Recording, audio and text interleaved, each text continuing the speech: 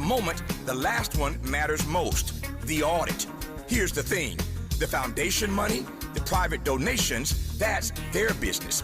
But this project is also funded by city money, state money, and federal money. I refer you back to the front page story in that black newspaper where they all talked about this. Go read it again.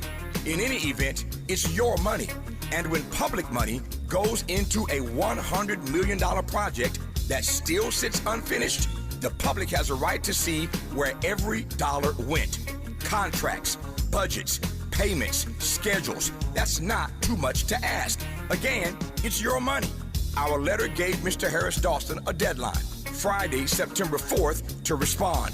The clock is ticking, Mr. President. 12 hours to mind the public's business. And this is one of them. With a KBLA Talk 1580 editorial, I'm Tavis Smiley. As always, we welcome your feedback. How do you want it? First things first.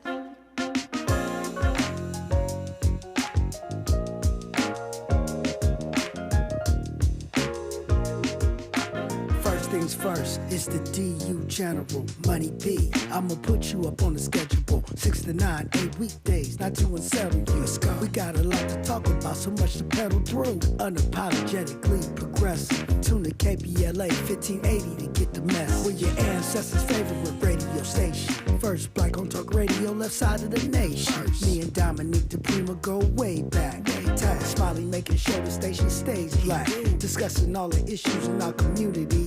We're hosted black and brown and others find unity. So let's talk about it. Maybe we can improve it. Digital underground, always down with the move.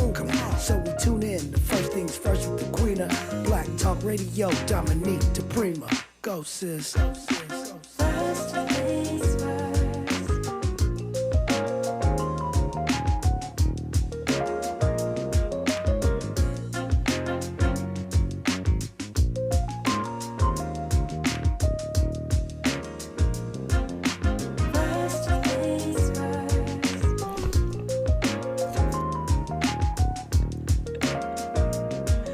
KBLA Talk 1580, good morning and God bless.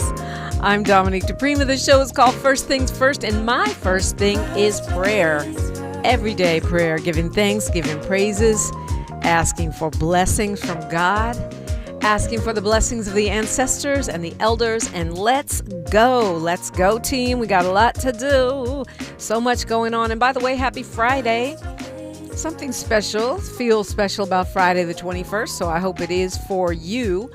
This is how we do things on a Freedman Friday, which is every Friday. Hour 1, we look local. Hour 2, we focus on reparations. Hour 3, we do a deep dive or a grab bag or something happens in hour 3. Well, today we are on point with that. And the phone lines, of course, are open every hour at 800-920-1580, 800-920-1580. Hour 3, we're going to do freestyle phones because we got a lot on our mind and opening up the platform to whatever is on your mind. We'll be joined by Teray Brannon Reese this morning for Freedman Friday. He is calling for a second reconstruction and has powerful essay with just that point. And of course, hour 1, it's every other Friday, so it must be time for Ed Sanders. He is the president and CEO of ES Advisors, and he is a contributor here at KBLA Talk 1580. Good morning, Ed. Hey, good morning, Dominique. How are you? Good morning. I'm blessed. How are you doing? Up and running. It's Friday. I, like you, feel like it's a big day. Just ready for the weekend. Yeah. Well, might as well rip the Band-Aid off. You were in the LA Times yesterday. I was like, what? They're picking on Ed. There was an article about the LA Jazz Festival. Of course, everyone knows on this show that I'm on the LA Jazz Festival Foundation Board and have been supportive of that effort for at least 5+ years.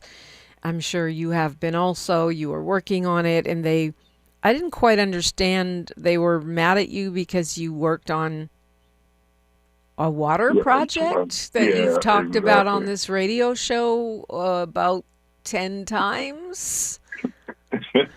I mean, I didn't quite understand that. And then Ed Sanders, who worked on a water project, like that was a gotcha. What am I missing? I honestly, I don't know. I read the LA Times article, and it's sort of a mixed bag of innuendo and in a recounting of the LA Jazz Festival's unfortunate collapse. But the groundswell piece I've talked about before, and it's interesting. Even this summer, we're in a water shortage posture again as a state. Right. We live in the Western United States, and the conversation about how we supply water to the 40 million people in California is not is not an easy conversation. Right. Because there are still there's a lot of Californians that don't have water, and they're primarily black and brown. And so, excuse me, if you stand up and speak on that, I guess there's reason to throw your name in the paper. But at any rate, I have no that one issue was a with that. shocker. I was surprised by the fact, they're criticizing the company that you work with because they were trying to pioneer some technology, another way of getting more water to more people. But I don't think that was a secret project. I really, No. No, it wasn't a secret project, and they singled out that one company as one of our funders. There were several funders of the organization. They failed to mention, the premise of Groundswell and the community-based organizing that went on as part of that, right? Like that's not what they're worried about. They're worried about the funder. But at any rate, the funder had, stories that the Times had written about. And so, as you can see, whenever there's a Times story, they try to hyperlink their stories back to that's true. stories, So there's a little gerrymandering of the topic that goes on. That's fair. Right. I also thought like you said, it was a mixed bag. Some of what they said, I think was, well, I don't know. I give it like 70-30. Yeah. The quoting of an anonymous person inside the jazz festival was wild to me. Like, I'm like, wonder who that was. It seems highly unlikely, but okay. And then, going in on people. She once didn't file her taxes. Like, it was like if you were involved with the jazz festival, anything you ever did in third grade, he was put in detention. It was, I don't know why that was helpful. Yeah, I will say this. I honestly read through it once yesterday morning. Yeah, me too. But, like I said, my mind is like, what is wrong here? And maybe I'm on one about the Times because they are owned by a South African billionaire, and they seem to just revel in attacking black folks, particularly black lawmakers and activists. But in any case, anything else you wanted to say about that? Listen, in the end game, the team that was put together was an incredible team. We went after an incredible vision, and there's disappointment that the festival wasn't able to happen. Throughout this whole process, I thought this would be an incredible ongoing event for the city of Los Angeles. Its posture, its intentionality to tell the story on the origins of jazz. You think back to, the origin story in New Orleans, Congo Square, and how that gets left out of sort of the jazz world and the popular media. That was something that we were, leaning in on. The ability to bring it to, as many corners of the city as we could. That was another important piece that these are elements of the jazz festival that I really appreciated. In the end game, it just didn't come to fruition. And so, I get it. There'll be, the unwinding of all of this, and that, that will happen. But in the end game, I'm glad we tried. Nothing gained if nothing ventured, and it's one of those stories for folks, and the story that, I guess the conversations I've been having with people since really center on not me, but the people I'm talking to, and it really is a motivational tool. Like if you have a dream and a dream that you have a plan or an idea about, put your plan on paper and continue to work towards it, right? Yeah. And that's how big dreams get accomplished. And so in the end game, if you're shooting to try to, launch a dream project, I commend that. And so I'm happy to have played a role in it and hope there's, some future for it down the road. Yeah. Yeah. Same. And I did want to say when Martin Ludlow, the founder of the festival, was on Monday, but we ran out Tuesday, but we ran out of time. And if you missed that pod, you can get it wherever you get your podcast. It's also on YouTube. That the foundation, has been doing the jazz camps for young musicians for the past couple years, and hoping that will continue. So the festival, of course, was the biggest, dream. But the work of the LA Jazz Festival Foundation preceded the festival and will probably continue. So just wanted to put that out there. Ed Sanders is here. Let's go to Sam, calling us from Los Angeles. Good morning, Sam. Good morning, Dominique. How you doing? I'm blessed. What's on your mind this morning, this Friday? Okay, yes. Last night on the on the Channel 4 Evening News, they did before they showed the actual story, they'd highlight little different stories before they actually get to it later on in the broadcast. A teaser, yes. Yes, exactly. And so they said that Karmelo Anthony had sent a disturbing text message to his girlfriend. So when they actually showed the story about 10, 15 minutes later, said that he had the urge and desire to kill somebody, to stab somebody, and he wanted to stab him and then lick the blood off of his knife. And then they also said that I don't know if it was the one that he killed or the brother, said he was on probation for making racist statements. What's the guy's name? What's the kid's name? I forget the last name. The Austin Metcalf, the one that Metcalf. Yeah, the bully Right. that ended up getting killed in that confrontation. Okay. It was more than just a racist, one racist incident. He had a long long history of being, suspended and beating kids up. And I hate to say I told you so, but I did say kids know who the bullies are, right? Kids know who the bullies are, and writing racist graffiti and all kinds of things that were kept out of the initial trial. So we'll see what comes out in the second trial. And we'll talk more about that when we have some folks that were at the trial. I know that Dr. Melina Abdullah was there, and one of the things that she said is that even though we've got a new judge, that new judge is friends with the old judge, and they're all sort of, a small town cozy. As far as that text message, that's an allegation from an ex-girlfriend, right? So I have to take with a grain of salt for now. I need to see it. I'm going to need receipts on that.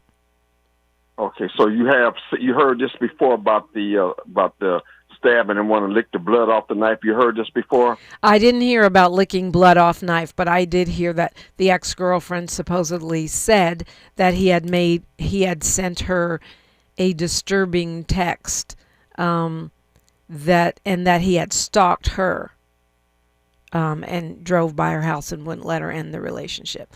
So, but I mean, I haven't seen anything. So, I don't know. I think that right now I would need to take that with a grain of salt, like I said, until I see those texts. She says there are texts where he says he's punched girls. And so we'll see. But again, I don't know if you would want to have your ex-girlfriend being a character witness for in your self-defense trial. I don't know that I'd want to have my ex. So again, I'm going to need to see those receipts. try to lay that on you. That's all I had for this morning. Ed, you got anything? You got anything on that? You know, I don't. I saw the story and I'm trying to read it even now as we speak, but you know, I think, you know, I don't have anything new to add on this one. I mean, yeah. Karmelo Anthony story is just it's a sad one to begin with, for sure.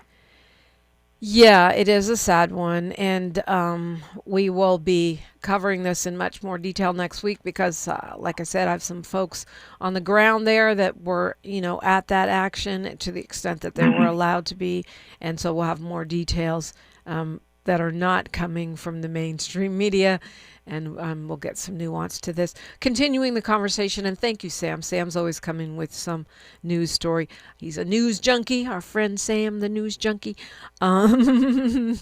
He's paying attention. We'll continue this conversation when we come forward on KBLA Talk 1580. She's reclaiming her time on KBLA Talk 1580. More First Things First with Dominique DiPrima when we come forward. The KBLA 1580 app puts the realest conversations right in your pocket. Stream live wherever you are in the world. No static. No searching the dial. A crystal clear connection 24/7, exactly when you want it. We recommend that you keep automatic updates enabled. Set it and forget it. So the app stays up to date with store requirements, bug fixes, and new features as we roll them out. Download the KBLA 1580 app today and stay plugged into the conversation everyone's having.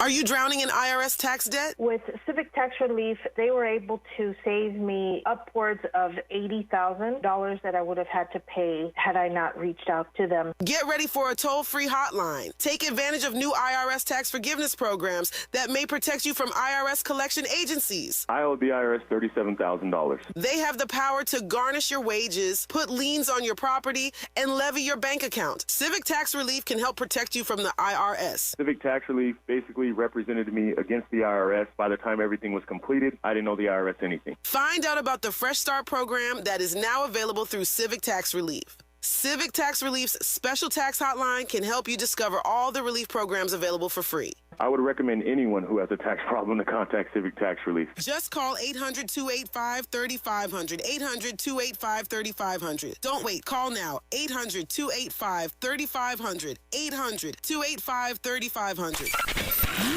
Just in case you missed our Procrastination Crenshaw Town Hall.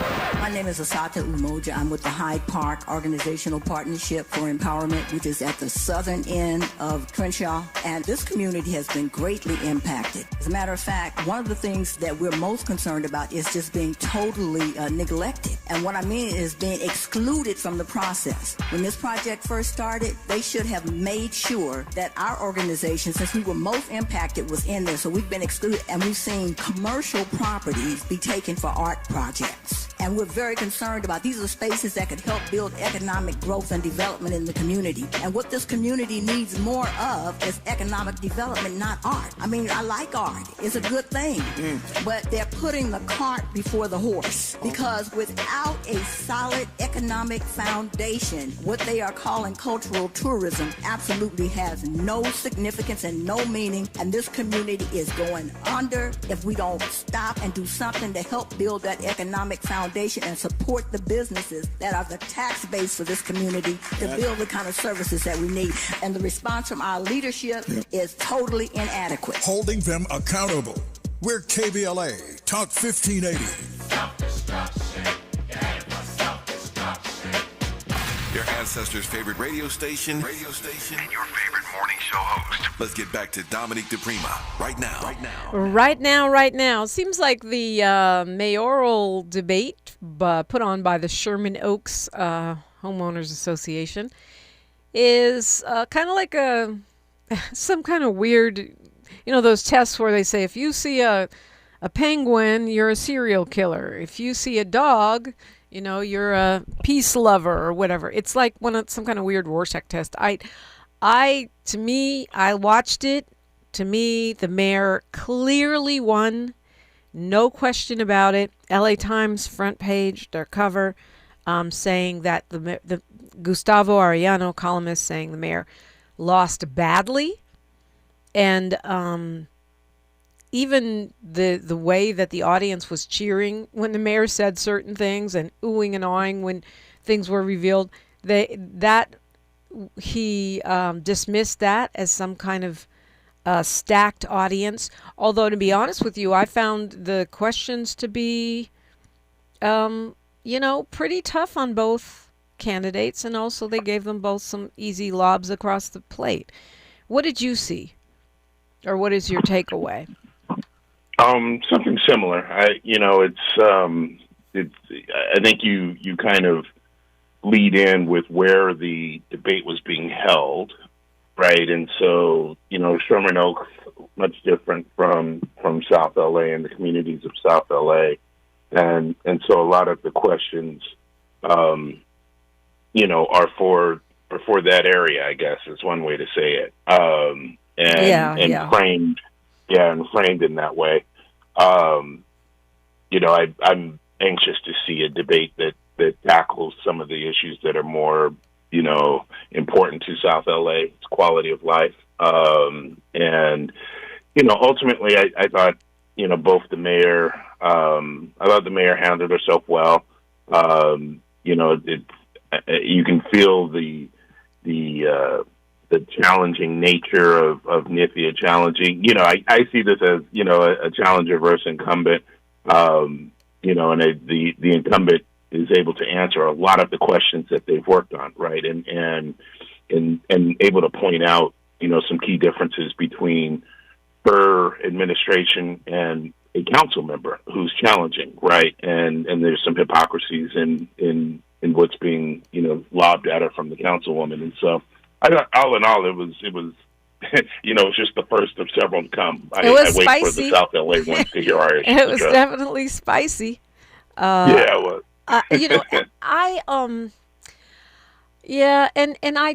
Ariano says that the mayor tried to paint Raman as an insider and it fell flat. I don't think it fell flat at all. It's true that Nithya Raman has been in City Hall longer than Karen Bass. He counteracts that by saying that, well, she was in the Assembly and she was in Congress, so she's an insider.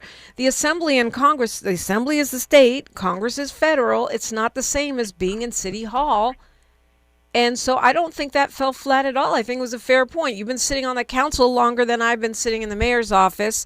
So what are you doing, and why are you missing all these meetings? And why did you miss the meeting of the very housing committee that you were complaining about being kicked off of for the very last meeting on the very day of the debate? To me, that didn't fall flat at all. It made it look like she was doing the Donald Trump, where it's like, if I'm mayor, I don't know if you saw her quote, when I'm mayor, we'll have a jazz festival. When I'm mayor, we're going to have housing. When I'm mayor, there's a chicken in every pot.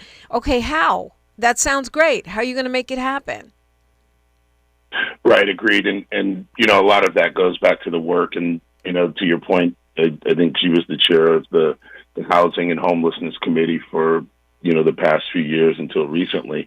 And, housing starts and the caring for the homeless have been a very big part of the work. And, I think, very publicly we see Mayor Bass leading on those issues, and a little less so from Councilwoman Rahman, but there are some distinctions in there that I think are nuances and hard to sort of parse out in the middle of these debates. We've talked about this before. I can't stand the debates because the answers they're too short, right? You give someone a 90-second answer on an issue that really they should take 5 minutes to answer, Yeah. And you just sort of get sound bites. So debates for me are sometimes hard to watch other than, their snappy little answers. And so, I would like to find a better way, and I hope people take the time to dive in on all of the candidates and issues and really figure out who to lead with.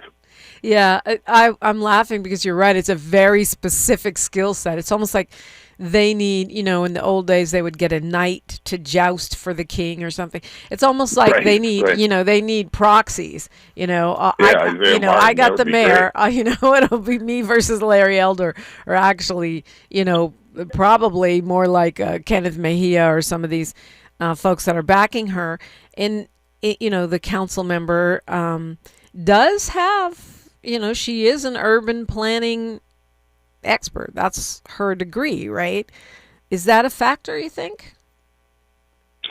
Well, it's knowledge of the city, right? And there's this experience that comes out. I think as an urban planner, you understand the city, and to be clear, the city has changed through the years. The city does not look like it did when it was founded. It doesn't look like it did. Yeah, in you understand the city, but is that in theory, or is that she went to MIT? She didn't go to UCLA, so she learned urban planning, overall, and I'm sure that's very useful. But does that mean the city, like block by block, building by building? Maybe it does. I don't know. No, it means you have some theoretical understanding of urban planning, but I think with any of the council members, any of the elected officials, they've done the work to get elected previously, right? And certainly Mayor Bass has carried a message citywide. Hold that thought. Which I think is... Hold that thought. Sorry, Ed, we're up against the clock. I shouldn't have led you into that question. We've got news, traffic, and sports, and we continue right here. More of First Things First with Dominique DiPrima when we come forward. I'm Bree Wood with BIN News Now. President Trump says he expects to meet with North Korean leader Kim Jong-un later this year. Trump praised his relationship with Kim, but said North Korea should never have been allowed to develop nuclear weapons. He has 57 very powerful nuclear weapons. Should have never allowed it to happen, but he's got them. Neither Washington nor Pyongyang has confirmed plans for a summit. An intern at Virginia Theological Seminary has discovered an original draft of Dr. Martin Luther King Jr.'s historic letter from Birmingham jail. The document was found while reviewing archival materials, and the seminary plans to preserve and publicly display the rare piece of civil rights history. And comedians Eric Andre and Clayton English have settled a racial profiling lawsuit involving Atlanta's airport. As part of the agreement, Clayton County police officers working at Hartsfield-Jackson will be required to wear body cameras, though other terms of the settlement were not disclosed. Get BIN News Now on demand 24/7 on the iHeartRadio app. The Crohn's and Colitis Foundation has been at the forefront of inflammatory bowel disease research and care for over 50 years. Learn more about research, education, and support at Crohn'sColitisFoundation.org. This is the KBLA Sports Minute with Ray Richardson. The Chargers have a lot of work to do with their second and third string players. Most of them were on the field Thursday night at SoFi during the Chargers' 41-17 loss to San Francisco. The Chargers play their final preseason game next Thursday against the Rams at SoFi. The Rams play their second preseason game Saturday against New Orleans, 1 p.m. kickoff at SoFi. For the sixth straight year, the LA Sparks will miss the WNBA playoffs. The Sparks' 124-88 loss Thursday night to the Atlanta Dream eliminated them from playoff contention. The loss dropped the Sparks to 12-24. They haven't made the playoffs since 2020. The Dodgers are back in action tonight after an off day Thursday. They start a 3-game series at home against Pittsburgh. The Dodgers are 2 games behind Milwaukee for the best record in Major League Baseball. No debates, no speculation, just the info you need. That's your KBLA Sports Minute. I'm Ray Richardson on KBLA Talk 1580. All I need is one mic. With a KBLA Talk 1580 editorial, I'm Dionne Raymond, Justice Correspondent and host of the Justice Files. For years, LA City Councilman Curran Price has served his district. And for years, he's been under a legal cloud which, frankly, looks thinner every time it's tested in court. Last Friday, a Superior Court judge refused to throw out the corruption case against Price. That's true. But listen to what the judge actually said while doing it. Judge Larry Paul Fiddler called this not a great case. Not our words, his. Price's attorney, standing right there in the courtroom, said it plainly. In denying our motion, the court acknowledged that this is not a great case. We agree. Now, that's not a ringing endorsement of a prosecution. That's a judge saying, essentially, there's just enough here to send it to a jury. Barely. The ruling itself says nothing about guilt. It's not proof of wrongdoing. What it is a low bar, cleared by a thin margin, on evidence the court itself has called circumstantial.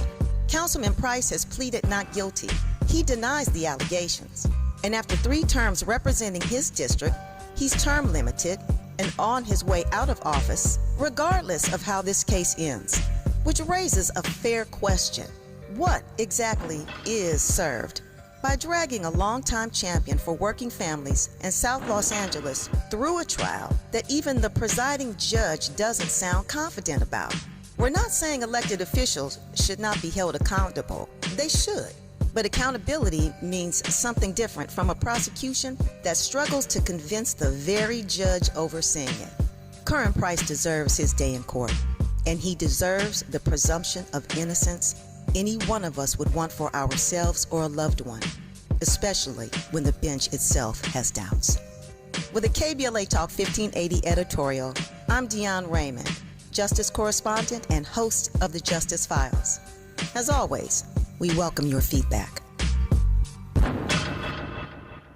What's good, KBLA delegation? I am Miles Lowe, and I'm excited to be joining the weekend lineup right here on KBLA Talk 1580. Join me every Saturday at 12 noon for the Do Better Show, where we get into the world of tech, AI, the creator economy, navigating your mental health through it all, and have conversations with founders to find out how real people are making real money right now. It's not a course, not a subscription. Class is in session every weekend, live on the air. So if you knew better, you do better, right?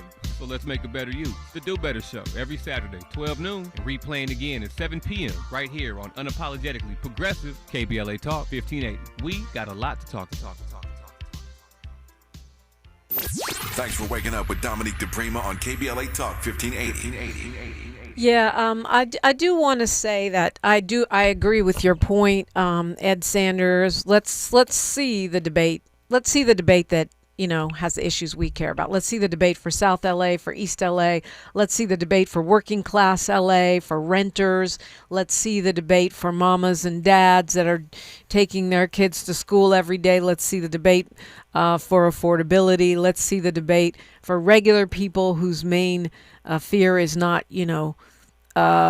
overcrowding of too much housing in their neighborhood. I want to see that debate. And I want to see... Yeah, you want to see a KBLA-sponsored debate. There you go. There you go. Well, we do have our October 3rd event where we expect, hopefully, most of the statewide and local, folks on the ballot to be there. So don't want to miss that. You'll sign up at KBLA1580.com. Yeah, our debate, for sure. But also, the debate that people with the issues people really care about. And I also, really curious to see what the council members' strategy is for Black LA. Because we haven't seen that yet. So what's her strategy? What is she, what's her agenda for us? And what's our agenda? And where do they intersect?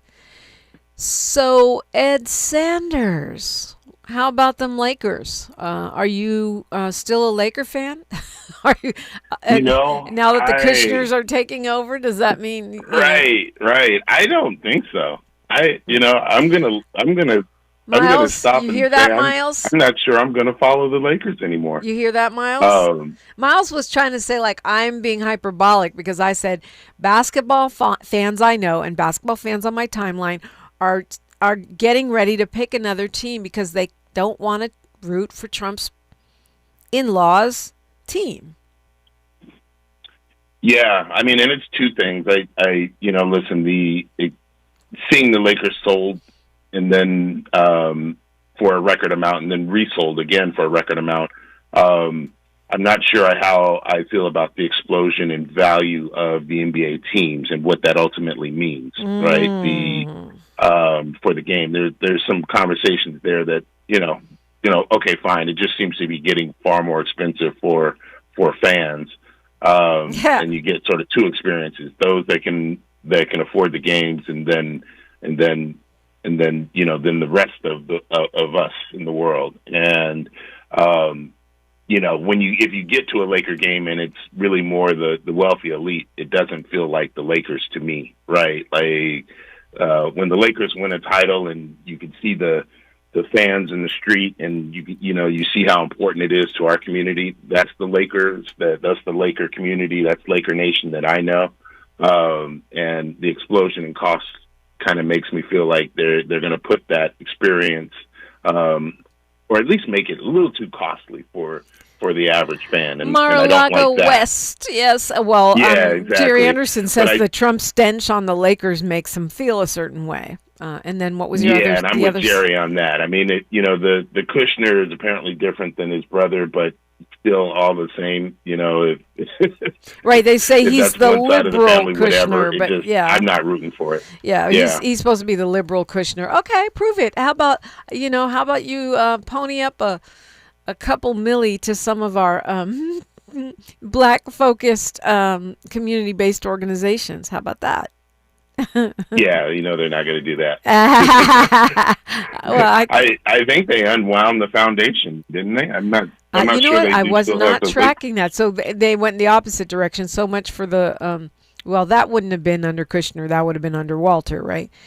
But he's under investigation. Speaking of under, and I saw an article that in the times where there's questions about whether he'll even be able to hold on to the Dodgers. Yeah. This is, the high drama scandal is taking over Mark Walters' world. I think I understand some of the issues. I'm not so versed in what the allegations are, but if true, and he's got to face a U.S. attorney on that, he probably does end up selling the Dodgers too, which I hope that let me say this. I'm a Dodger fan, so I want to see the Dodgers continue to win, and so I hope this sale doesn't disrupt that winning. Yeah. Okay. So according to NBA.com, the Los Angeles Lakers Youth Foundation is still active, but maybe it's a different foundation that you were thinking of. Anyway, speaking of the high cost of things and fans being pushed out, I was really trying to go to the Olympics. I wanted to at least see one show, but it feels like it's too pricey. It's like the World Cup. I just knew I was going to go to a World Cup game. That didn't happen. It's like trying to go see Usher and Chris Brown together. They want like $1,300 for those tickets. Yeah, no. I'll watch the video. Well, it's you mentioned it, but it's also important to state that Joshua Kushner was also involved in trying to, do a deal with FIFA and would have done something similar on the World Cup, making it, far more expensive for average fans. How much more expensive could it get? That was expensive. Right. I mean, look, right. I'm not rich, but I'm not a brokey. And I said, heck no, I can't afford that. That's not in my budget. Let's see. I did choose Beyonce tickets over buying a new couch, and I still don't have that couch. I would add. But this would have been, over, go to World Cup game over paying mortgage, and I had to draw the line there. Right, exactly. Like I said, the Kushner deal would have pushed the price tag up on future World Cups, and I think we're seeing it on the Olympic side as well, right? Like these international committees with driven by international corporate interest, and it's really about making as much money as they can. As opposed to creating that fan experience, right? Like the Olympics, and we've talked about this over the years. I love the Olympics. I think the Olympics is one of the greatest things that's on this planet. It's so dope. I love the Olympics too. Yes. Yeah, it's something that needs to be accessible. It's not an elitist event. It shouldn't be. No, it really shouldn't be. I mean, the athletes aren't getting rich. Most of them. And so why, I don't know, this doesn't make sense.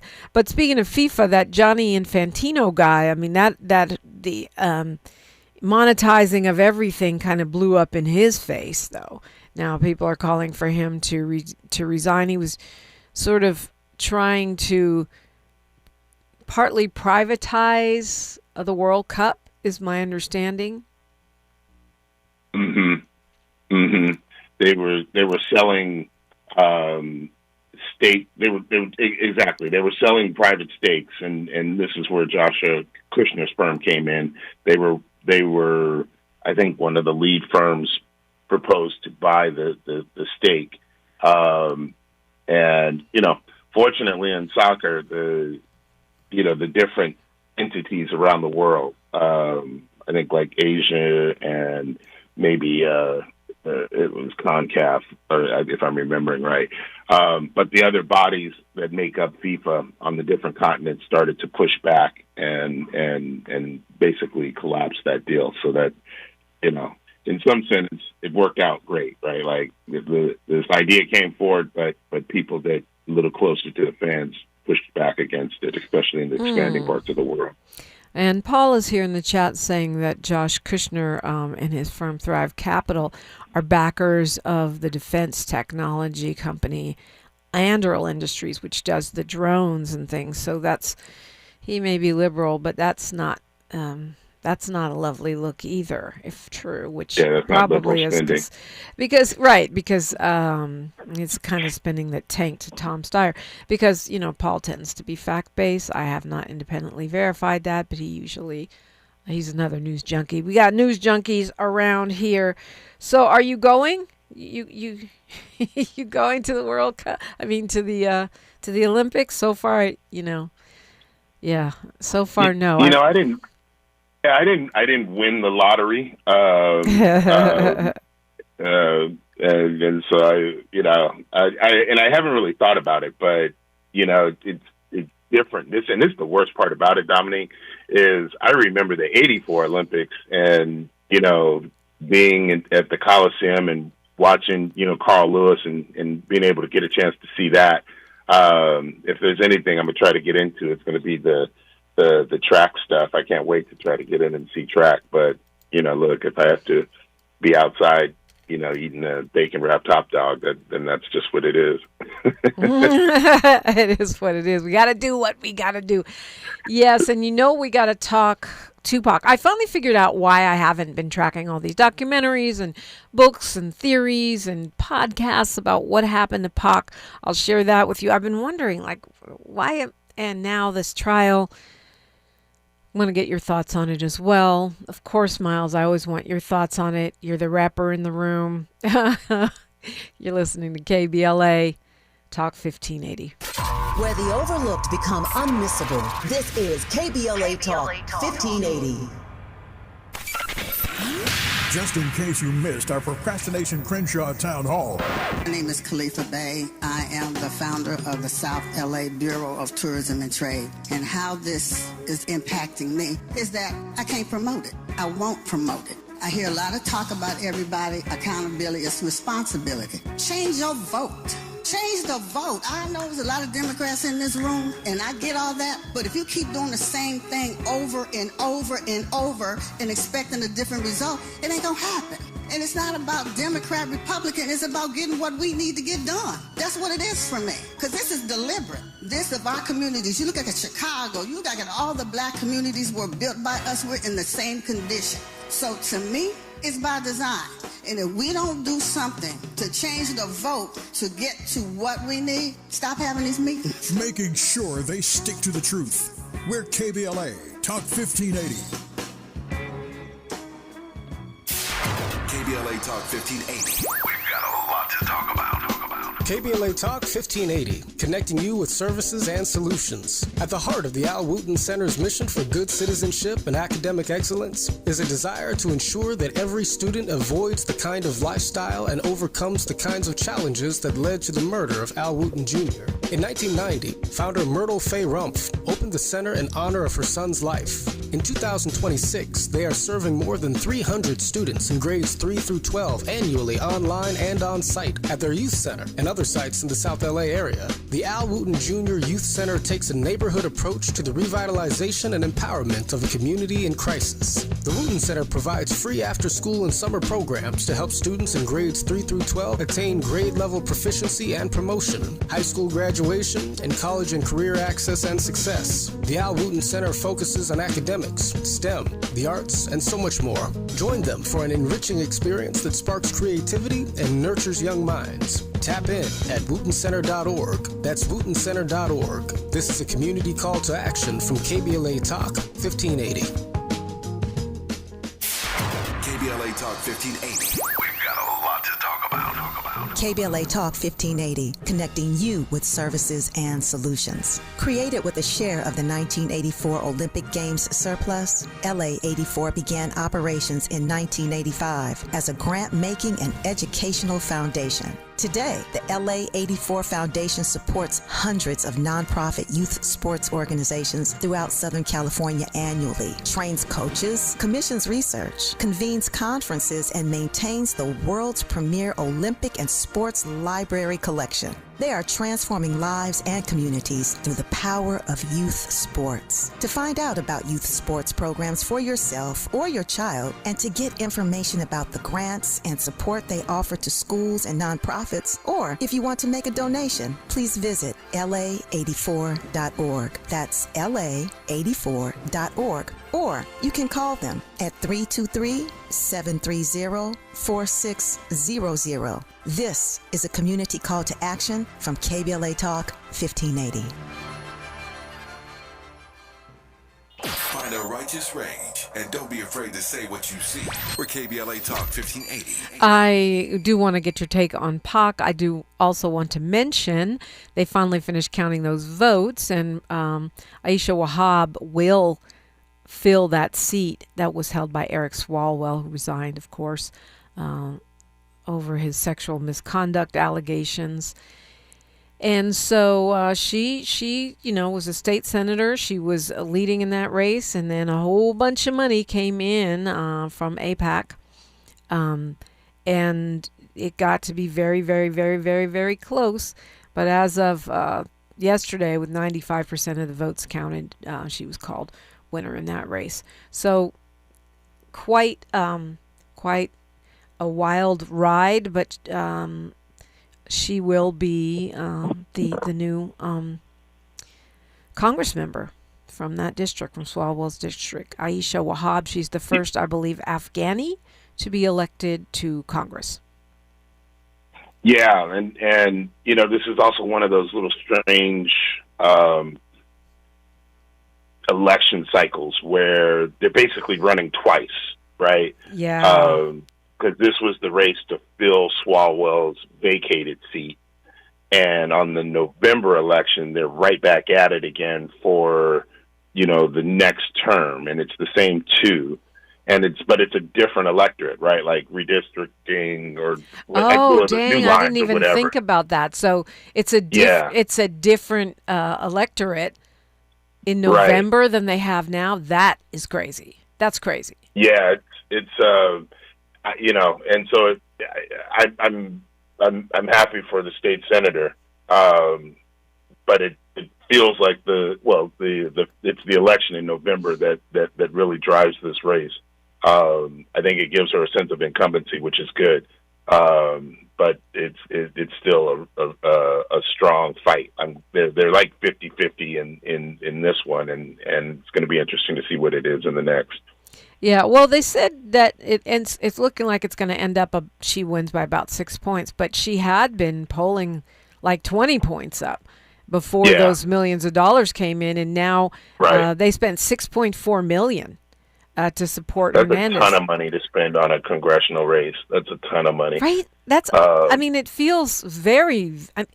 What local congressperson has $6.5 million to spend? Yeah, that's an incredible amount of money to raise, and you spoke to, the outside interest coming into that race, and that's listen, I happy because she's, as a state senator, she's been able to really press a lot of the issues that I think we care about, and so she's an actual progressive. She's an actual progressive. Not a progressive poser, but an actual progressive. A progressive who actually takes actions that match the posturing. Oh, that's good. Yeah. Yeah, you're gonna have to coin that term, progressive. Yeah, right. Because I'm always complaining about progressive posers, and that's a really interesting and important point, Ed. And I think she's going to have a tough fight because if they spent $6 million to keep her out of finishing Swalwell's term, imagine how much they're ready to spend to keep her out of having a full term in Congress. Right. Yeah, so that's going to be expensive. But you look at Angie Nixon. And the amount of money they spent to keep her out, it's possible that she can still hold on to that seat for the full term. Yeah, agreed. And look, I think she would be the favorite on that. I don't mean to paint it like it's an uphill race, but I think it's fair to point out that the issue isn't done yet. They're coming right back in November. Yeah, fair, fair and. Yuck. This is gonna be a tough, whatever it is, 72 days I think we have left till election day, till the last day to vote. Okay, Tupac. I finally figured out why I am not obsessed, even though I was friends with Tupac. He helped me out personally in my life. He put me on the, Columinati on To Live and Die in LA. And the reason is I'm tired of people lying to me about Tupac. I finally figured it out. I don't want to hear the police's lies. I don't want to hear the gang member lies. I don't want to hear the Hollywood exploiters' lies. I just want the truth. And you feel like you've got it now? Nope. I do not. No, I do not, Ed Sanders. No, I do not. What do you feel?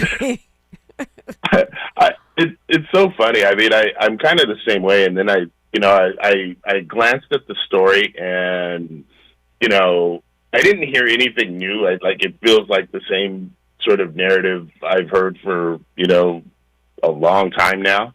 And it's like, okay, if the police and the investigators are just going to rubber stamp that, cool. All right, got it. It wasn't a whole lot new to me from the narratives that I think we've all been hearing. It's wild that it's 2026 and, this was all 1996, 97? 96. Yeah. And that's what Miles was saying before, that it feels like, a little too convenient coming up on the 30th anniversary of his death. And there's probably, a bobblehead doll and a biopic and who knows what else. I don't feel like I've got the truth. This does seem to be implicating, Diddy more again. But I don't. Are we getting the truth and the whole truth? I doubt it. And also, because, the biggest thing is why they've got these detectives up here testifying. Tupac told me this, and we knew this from this informant. So why you wait 30 years? I'll be honest. I didn't hear. I'm not sure whether that was my speaker here or your mic. It was a little choppy coming in, but well, why now? In a nutshell, why are the cops? Yeah, exactly. Why are the we know that that Keefe D been talking, right? He's been talking to the cops, talking on podcasts, wrote a book. But why now? Suddenly, all the detectives, the detectives are talking, and I don't know why now. Yeah, part of it is I think people got older and just started. It sounded like they had him on a proffer agreement, and he just offered up something to try to reduce a sentence in another deal, which is common. Yeah, but proffer is not the same as immunity, right? It just means we're going to do something for you. But it doesn't mean we're going to protect you from immunity when we come after you later and put you on trial for murder. Negotiated. Yeah, it was probably negotiated, right. and I think he probably is free from that murder charge. I think he's probably protected from it. I don't know that he would have offered it up. Well, he's on trial for it right now, so I don't think he's protected from it. Oh, yeah, I think that's what I know. Well, no, that's why I didn't go to law school. No, but it's also it's showing that you have common sense. Why would anyone say all that if they weren't protected from a murder charge? I think that he may have mistaken a proffer deal for immunity. Yeah, who knows? whatever's in his mind, in his world, whatever. If this is fact, and ultimately we know what would happen to Tupac and can say it, got it, good. You know what I mean? Like it's still 30 years ago to me, and I think the narrative has already taken place. Yeah. So at any rate, well. As always, it's fun talking with you. E.C. Courtney calls it hip-hop COINTELPRO. Molly Bell says they're all liars. So anyway, remind folks how to follow you, other than showing up around here every 2 weeks. Well, that's the surest way to follow me is tune in to KBLA, 6 a.m. every other Friday, and we'll have a good time. I'm following the chat, and, the stories coming out of Gary, Indiana. Man, keep lifting up our community there in Indiana as they go through that electrical shutdown or whatever is going on there. Right? That's crazy. Yeah. I mean, it's been weeks and they don't have power. Is this? Yeah, and they're just now getting America? This. Like, I just heard this story yesterday, and I'm like, what? Yeah. Well, welcome to the great America being made great again. Ed Sanders, thanks again. Dominique, have a great one. Talk to you soon. And you as well. It's time for Friedman Friday. Tori Brennan Reese is here, and we're talking a second reconstruction. That's next. KBLA 1580 Santa Monica. I'm Bree Wood with BIN News Now. President Trump says he expects to meet with North Korean leader Kim Jong-un later this year. Trump praised his relationship with Kim, but said North Korea should never have been allowed to develop nuclear weapons. He has 57 very powerful nuclear weapons. Should have never allowed it to happen, but he's got them. Neither Washington nor Pyongyang has confirmed plans for a summit. An intern at Virginia Theological Seminary has discovered an original draft of Dr. Martin Luther King Jr.'s historic letter from Birmingham jail. The document was found while reviewing archival materials, and the seminary plans to preserve and publicly display the rare piece of civil rights history. And comedians Eric Andre and Clayton English have settled a racial profiling lawsuit involving Atlanta's airport. As part of the agreement, Clayton County police officers working at Hartsfield-Jackson will be required to wear body cameras, though other terms of the settlement were not disclosed. Get BIN News Now on demand 24/7 on the iHeartRadio app. The Crohn's and Colitis Foundation has been at the forefront of inflammatory bowel disease research and care for over 50 years. Learn more about research, education, and support at Crohn'sColitisFoundation.org. This is the KBLA Sports Minute with Ray Richardson. The Chargers have a lot of work to do with their second and third string players. Most of them were on the field Thursday night at SoFi during the Chargers' 41-17 loss to San Francisco. The Chargers play their final preseason game next Thursday against the Rams at SoFi. The Rams play their second preseason game Saturday against New Orleans, 1 p.m. kickoff at SoFi. For the sixth straight year, the LA Sparks will miss the WNBA playoffs.